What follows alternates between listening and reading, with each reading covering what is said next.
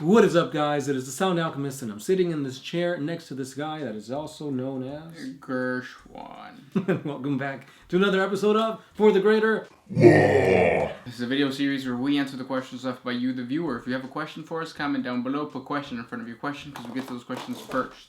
Now, most of the time people ask us Warhammer 40K questions. Sometimes it's about D&D. Sometimes it's about just general stuff.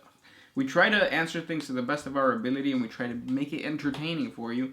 That is what Tim Fletcher did. He asks, if you were to be given control of writing the Warhammer narrative, I'm guessing it's 40K narrative, what plotline would you progress and which would you end/change? Ooh. Let's start with progress. What line, what story arc, what character needs progression in your eyes? Hands down, this is my full biased opinion, Farsight. Because they kind of did a good job including Farsight into like the death of Aunval and like all that stuff with like a whole bunch of progression for the Tau. But it's like we don't know the origins of his sword. We don't know what really is going on in the Farsight enclaves. I just need more progression, more clarification. The whole thing with like the Star-type Nexus. Did the enclaves have that technology available to them as well? Did they see the warp entities that like the other Tau saw? And like how is that going to play out overall? Maybe do like a civil war between the Tau, or like an assassination attempt against all the ethereals. That way they become united again. It'd be really great to see what happens with Farsight. Yeah. For me, it would have to be the Silent King. I feel like the Silent King, well, just the Necrons in general have completely changed since what they were in the past. They used to be mindless robots. They were basically mummies of like Warhammer 40K.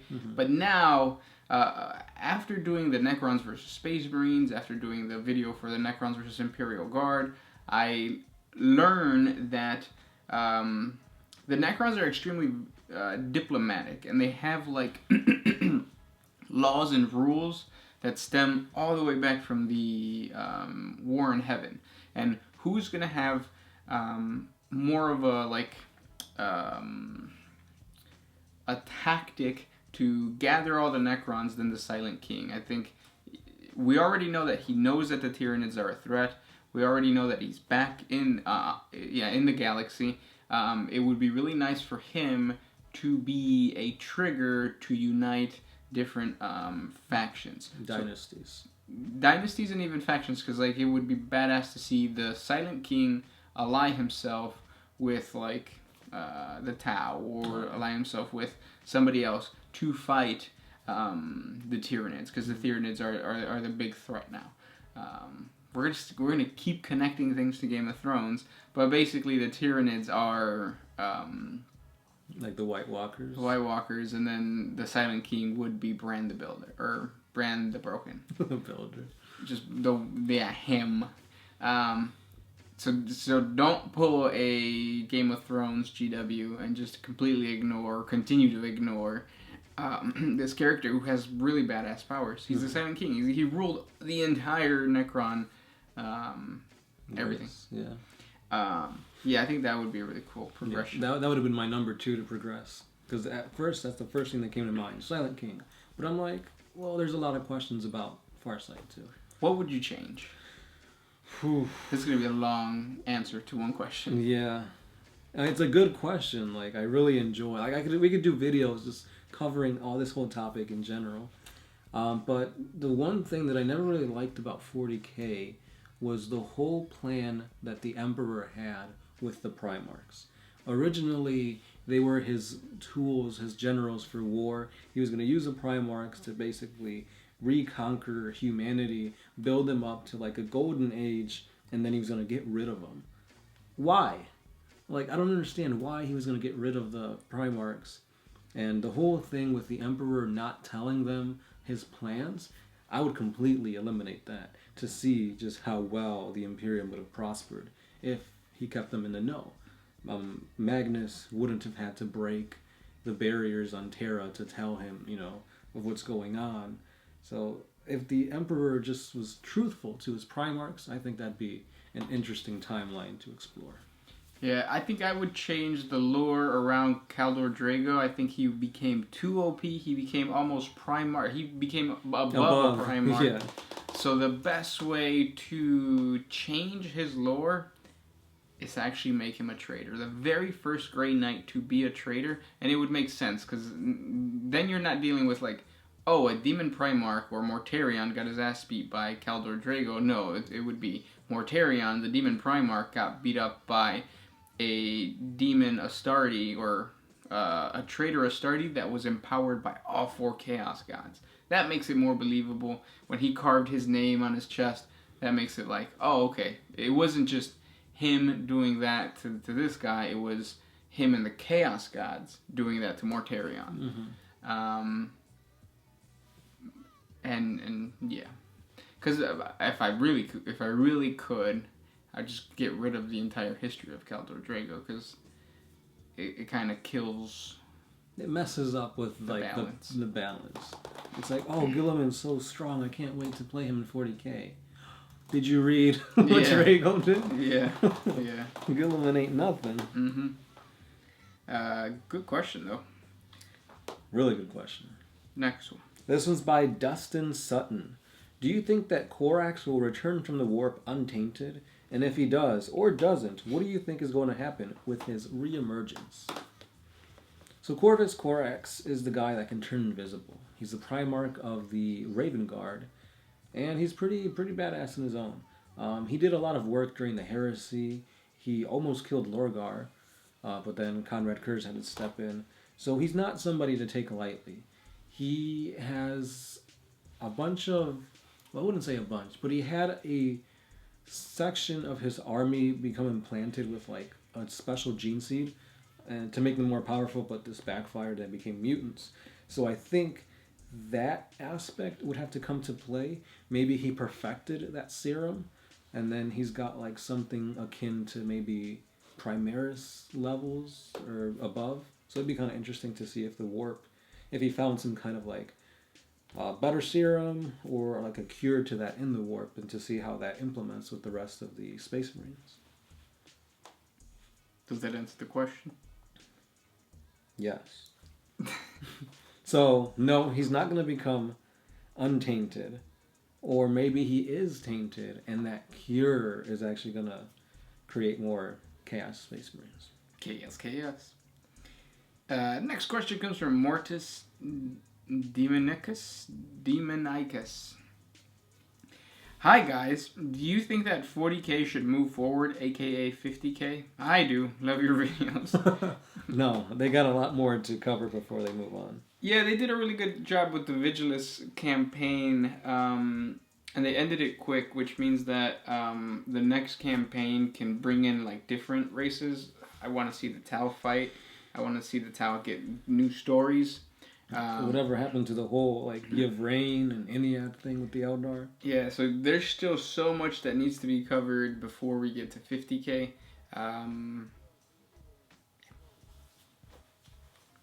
Next question.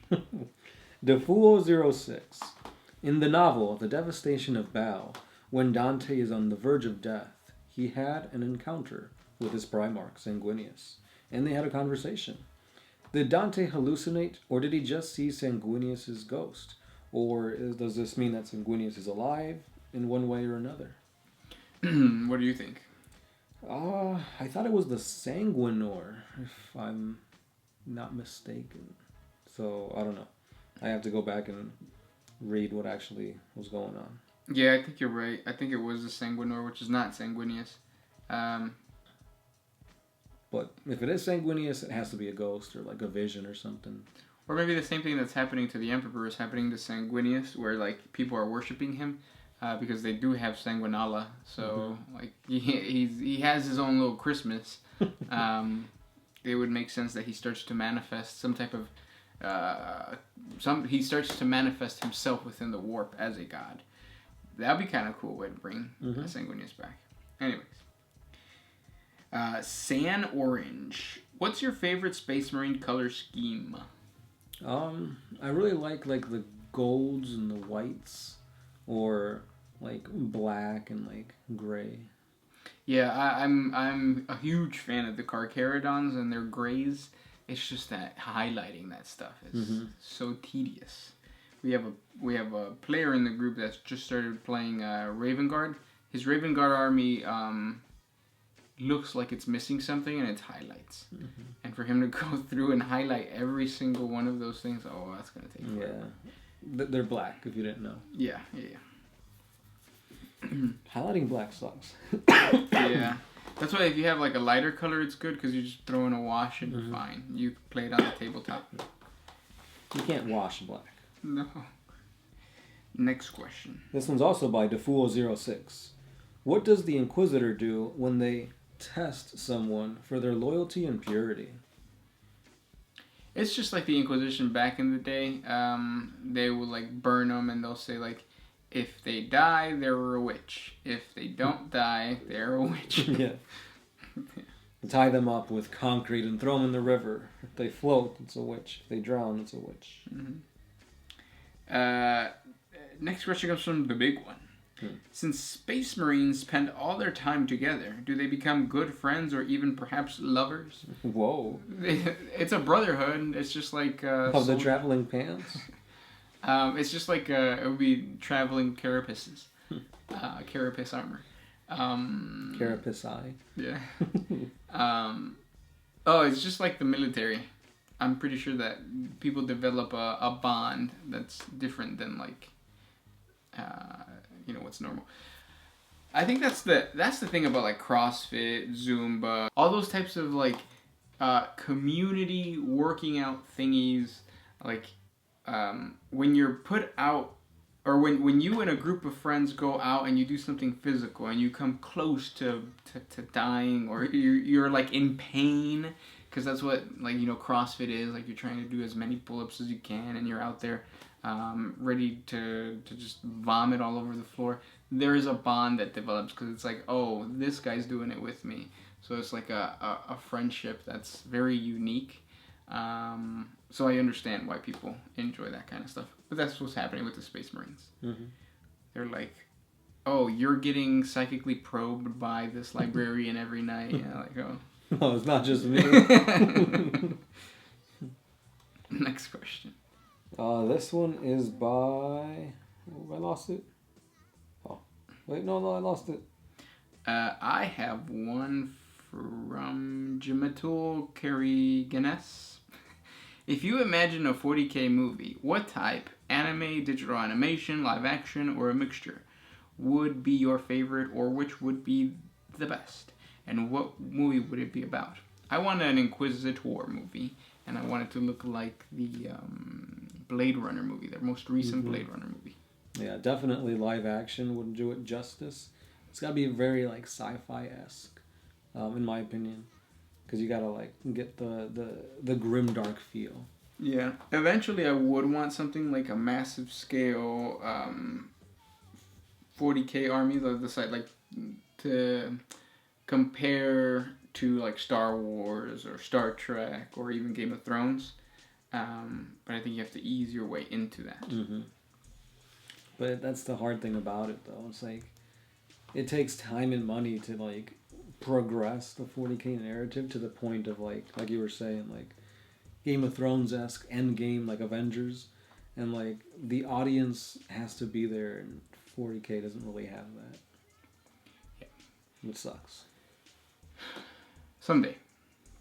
And those are the questions for today. If you guys have more questions for us, comment down below. Put question in front of your question. Don't forget we have a Patreon. A simple dollar a month helps us create more videos for you guys. That's it. Yeah. The Sound Alchemist. Gershwan. We're out of here.